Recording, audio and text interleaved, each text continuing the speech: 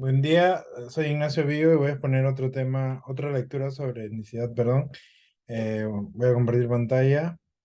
El título del artículo es Colonialidad del Poder y Clasificación Social. Es un texto de Aníbal Quijano y el autor es originario de Yungay, de Ancash. Fue profesor en la Universidad Mayor de San Marcos hasta 1995. Del 86 ha sido profesor en la Universidad de Binghamton, Nueva York, Estados Unidos.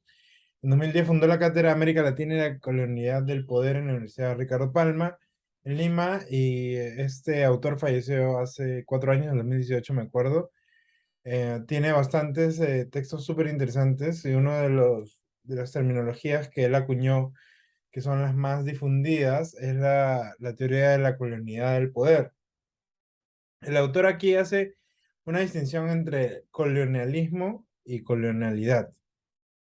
El colonialismo es una estructura de dominación y explotación donde el control de la autoridad política, dice el autor, de los recursos de producción y de trabajo de una población determinada los detenta otra de diferente identidad y cuyas sedes centrales están además en otra jurisdicción territorial. Aquí podemos poner un ejemplo: colonialismo, un país que cruza fronteras, de repente cruza océanos y invade otro país y como de alguna manera lo vuelve colonia suya, ¿no? Eso es lo que el autor define como colonialismo. Dice que no hay que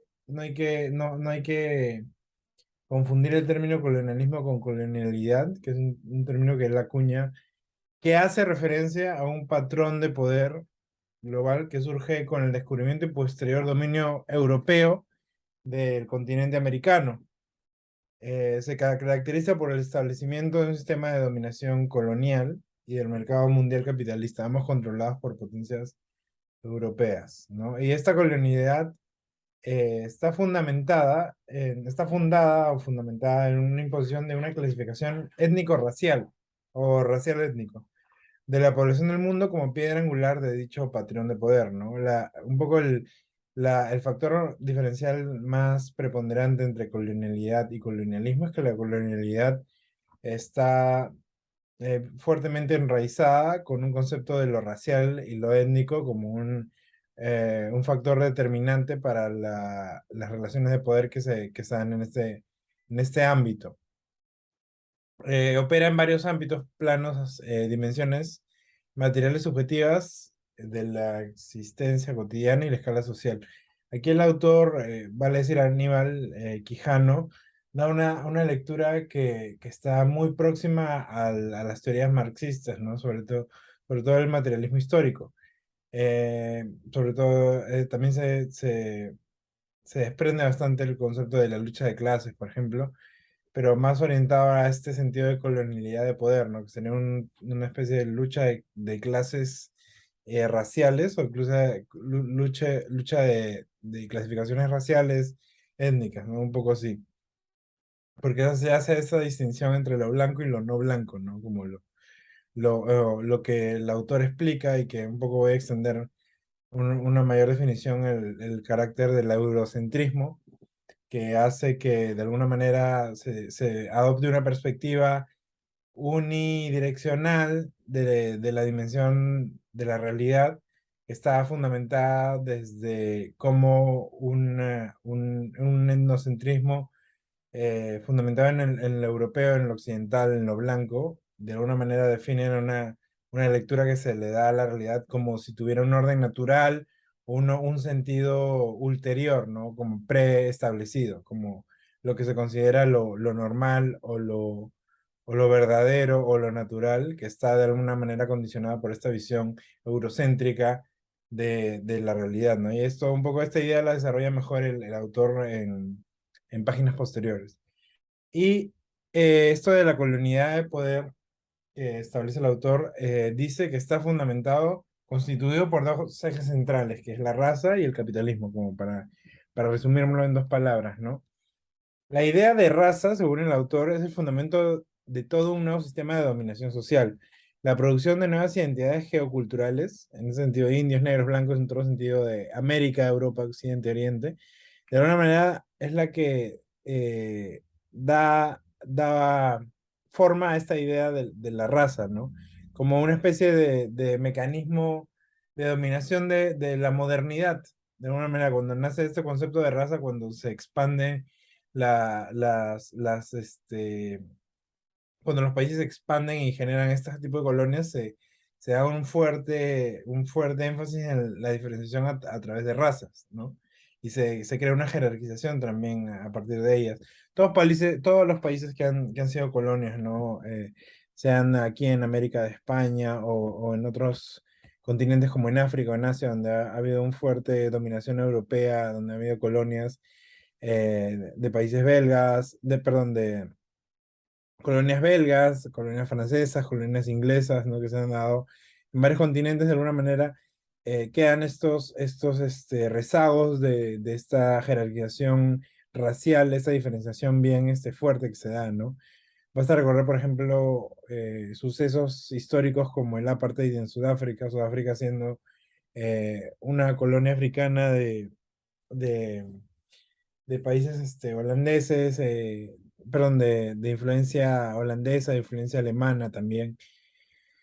Es uno de los ejes centrales de la colonialidad, ¿no? Este tema de la idea de la raza. Y el otro eje central, según el autor Aníbal Quijano, es el capitalismo como la articulación de los medios de producción. Aquí es una lectura bien marxista de este fenómeno, como lo dije anteriormente, ya que el valor que se le da a los medios de producción en ese sentido del trabajo está de alguna manera controlado o está dominado por esta estructura también inequívoca, única, que sería el capitalismo, ¿no? Que genera una estructura, un orden, un único orden para la producción de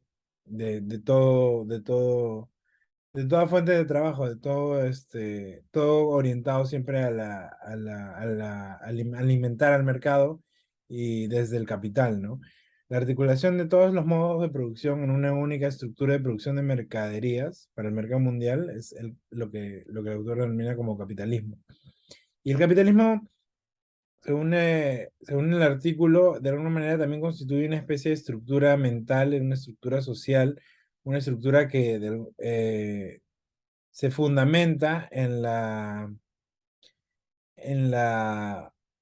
bueno, en la dominación de medios de producción a través de como así decirlo, fenómeno que de alguna manera devora estas otras concepciones de cómo es el trabajo, cómo se dan las dinámicas económicas, sociales, como que lo absorben, ¿no? Lo inutiliza de alguna forma el capitalismo en su estructura se vuelve la única manera, la única forma de poder articular estos medios de producción. Con la conquista de América, con esta especie de suerte de invasión que se da de los países europeos a colonizar partes de América, comienza a gestarse en paralelo un nuevo sistema de control del trabajo, que consiste en la articulación de todas las formas conocidas de explotación en una única estructura de producción de mercancías para el mercado mundial. Esto es lo que se entiende como capitalismo porque está alrededor de la hegemonía de lo que es el capital, ¿no? El, eso constituye un eje central, un eje fundamental en la concepción de colonialidad del autor, porque es a través del control del trabajo en que surgen estas nuevas relaciones sociales basadas en los materiales de producción, ¿no? La categoría de capitalismo se refiere precisamente al conjunto formado de esta articulación de estructuras que constituye una sola y se desarrolla desintegrando los antiguos patrones de control del trabajo, absorbiendo, redefiniendo todos los fragmentos estructurales anteriores a ella, ¿no? De alguna manera, el capitalismo se vuelve más que una forma de estructurar el orden de la productividad en una manera también de ordenar socialmente o socioculturalmente un grupo de personas. Y acá el autor menciona un término que es muy interesante, que es el eurocentrismo. De alguna manera es una manera de enfocar un etnocentrismo, pero basado en lo europeo, ¿no? Donde una cultura es de alguna manera el eje central que le da esta lectura a la realidad en general en su conjunto, ¿no? Es como decirlo, la verdadera interpretación de la realidad se da a través de estos ojos europeos. europeizados o eurocéntricos.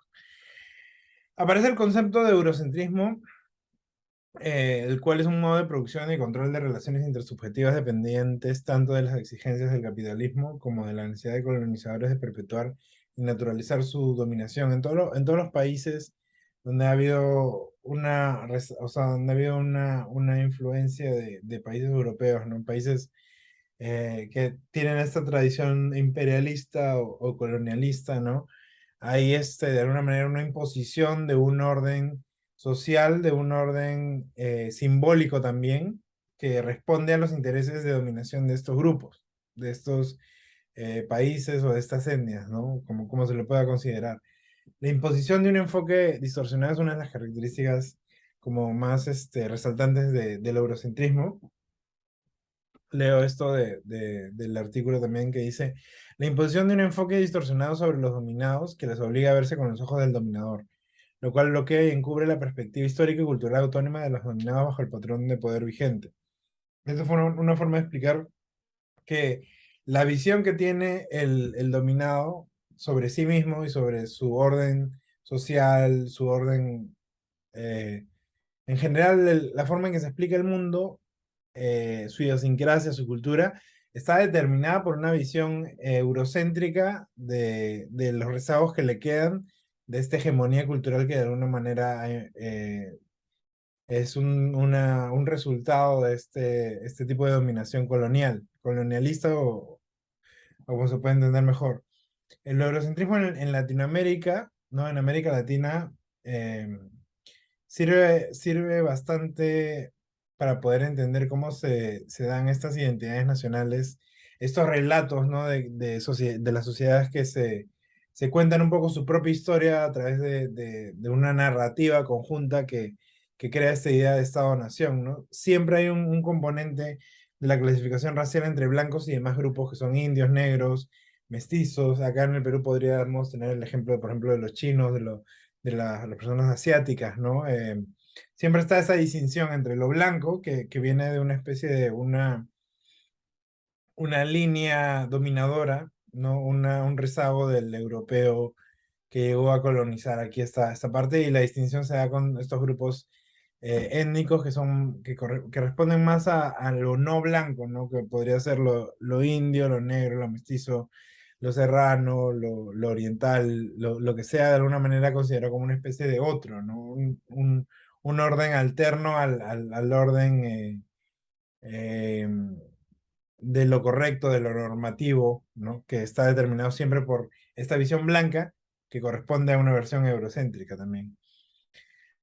Esta supeditación de las relaciones sociales al colonialismo siempre está como subordinando la subjetividad de las poblaciones dominadas en favor de los modelos culturales europeos. Siempre este, hay una jerarquización de las diferencias entre lo blanco y lo no blanco, entre lo europeo y lo no europeo, que puede ser americano, que puede ser o asiático, africano, lo que sea, ¿no? Un poco hay un desbalance en favor de lo europeo en todo el orden social de los países que han sido de alguna manera colonias también, dominados, ¿no? O que siguen siendo dominados también hasta ahora con esos rezagos que se puede notar más en lo cultural o en lo económico.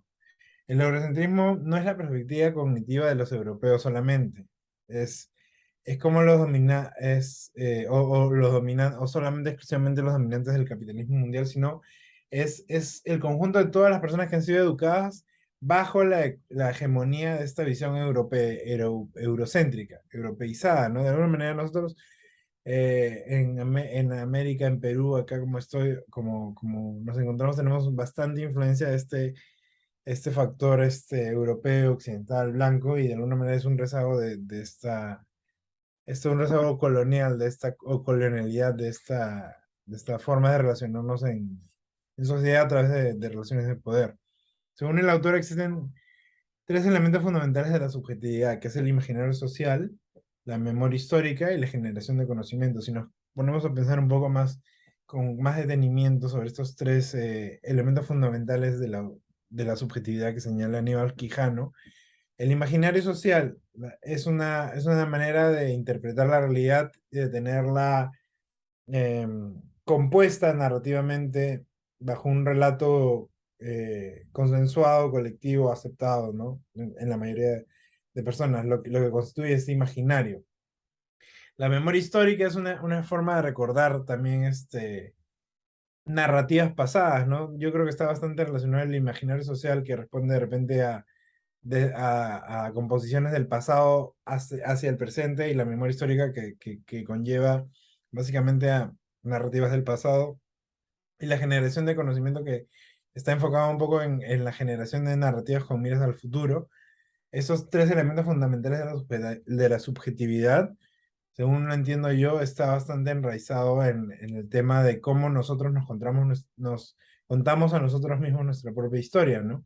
Y el control de esta intersubjetividad, el autor señala que el eurocentrismo está caracterizado por, de alguna manera, generar un dominio acerca de estos tres ejes fundamentales de la subjetividad, que es el imaginario social, la memoria histórica y una perspectiva de conocimiento, ¿no? Entonces, se genera una dependencia a través de las exigencias del capitalismo, que es uno de los ejes centrales de la colonialidad de poder, y eso hace que se perciba como natural ciertos órdenes que están más enraizados en cómo se plasma una visión eurocéntrica de la realidad o de un fenómeno social y no se le cuestiona, ¿no? Está tomada como, esta es el orden natural de las cosas, ¿no? No va más allá como que una lectura de otra, una perspectiva en paralelo, una perspectiva alternativa, un poco se silencia eso, ¿no? Y de alguna manera este poder que se concentra en la visión eurocéntrica de la realidad genera diferentes matices que afectan a cualquier sociedad, cualquier etnia que tenga rezagos de colonialismo.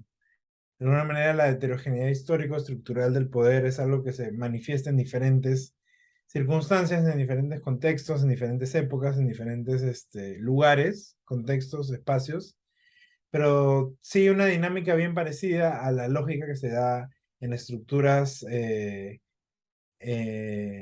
enraizadas en estos dos factores que determinan la colonialidad de poder, que es la raza y el capitalismo. Básicamente son los ejes fundamentales de la visión eurocéntrica que se da en el mundo, ¿no?